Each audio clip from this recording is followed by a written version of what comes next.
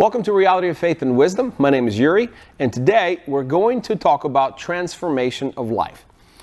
Everyone wants to change something in their life. Everyone. Everyone has some habits and hang-ups and different things that we would like to change. And previously, I've talked about change from different angles, but today, I want to bring you something practical, something that you can apply in your life today, right now, after listening to this podcast. Now, a few years ago, I paid quite a bit of money to attend this 3-day training course, learning about financial literacy, learning about how to invest money, learning about business and other. And the teacher or the guy who was presenting that at the 3 days course, his name was Trent. And first day and second day, almost 3 days actually, he was quoting Bible scriptures from different chapters in different books of the Bible. And me being a pastor, I recognized it. Some of them he didn't mention that it was from the Bible, and some of them he did. On the second day, I came to him and I said, Trent, I'm a pastor and I know you've been quoting scriptures. I'm here and I've paid quite a bit of money here to learn about financial literacy, and you're preaching to me. And I came almost like a devil's advocate. Like, why aren't you teaching me about money, but preaching to me? And I asked him this question. I asked him boldly. I said, are you Christian? He looked at me. He paused for a second. And he said, I'm not sure. In that moment, I was like, wow, okay, continue. He pointed out to his desk and he said, this is the Bible that somebody gave it to me. Let me tell you about my story. He said, I grew up in a poor community. I didn't have anything. My family didn't have anything. And I wanted to change that. I wanted to change my life. I didn't want to live in poverty. I wanted to change. He said, I devoted 10 years to this change, and I devoted a decade of my life to understand, take risks, learn from everyone, and everything that I can to understand how finances work. After 10 years, right now, he's a bank owner. He has 500 some apartments. He has different businesses. He is a multimillionaire. Now, but he said this to me. He said, after this 10 years, somebody gave me this book, Bible. And someone said this to me. He said, Trent, every financial principle is in this book. Everything you've learned about finances and about living life is in this book. When that was presented to him, he said to me, on one side, I was very angry with the person and say, how can you even say this? You don't even know anything that I have learned. And how can all the principles be in this book? On the other hand, I was very intrigued and I wanted to see if that is truth. He said, Yuri, I've read this book from cover to cover multiple times. And I have found every principle, every financial principle, every single thing that I have learned for 10 years, for decades of my life. And I am multimillionaire, and everything that I do in life, it's in this book.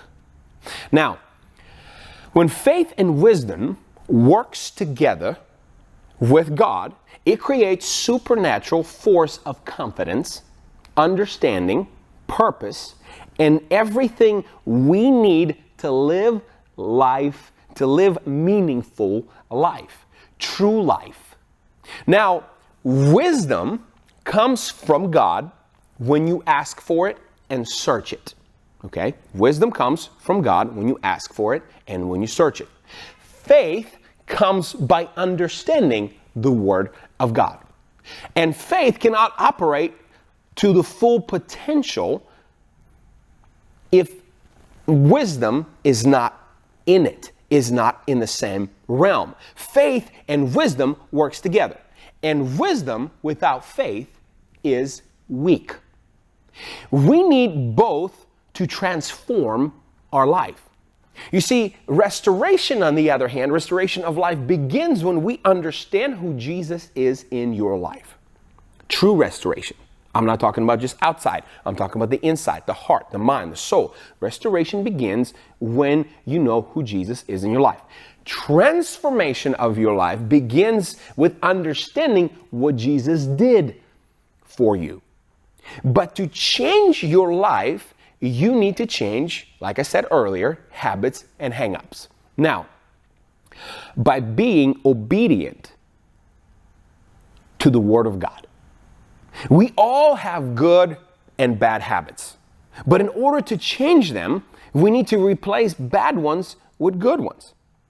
Not just to get rid of them. I hear a lot of people say, well, I just need to get rid of this, get rid of that, get rid of this, and I'll be fine. Let me tell you, that is false. Let me tell you why it's false. Everyone has 24 hours in a day. And most of your life is filled with some kind of activity. When you say yes to something, you automatically say no to something else. When you're introducing something new in life, you're taking something away from your life because during that time you did something else. If you're replacing good with bad, that's great. But when you say no to something, you are creating empty space that eventually will get filled with something. And that something might be even worse what you already said no to. When you have nothing to do, you're more prone to be attacked at your mind realm, at your thought realm. When you're doing nothing, that's when the devil attacks. That's when things come to your mind. Some of them are good and some of them are bad. So the change is happening, true change is happening when we are intentional about replacing the bad habits with good habits. If something's affecting your life and you know that it's been affecting your life, you can't just get rid of it and wipe it off. You have to reintroduce something better in that bracket of time. Maybe it's already a habit that you've been doing it. And when you replace a bad habit with good habit, that's when change comes. That's how life change happens one step at a time. You see, in a story about Trent, I was talking to him, and maybe in that moment he hasn't surrendered his life to God. He looked at the book and he said, I am not sure. But his eyes were open that all the wisdom and all understanding of life is actually found in the Bible. Remember, the true faith and wisdom found in one and only Jesus Christ. His word will prevail. His word is final. And whatever's written in the book will come to fruition. And here's the thing. You cannot just ignore something and think that the life will change.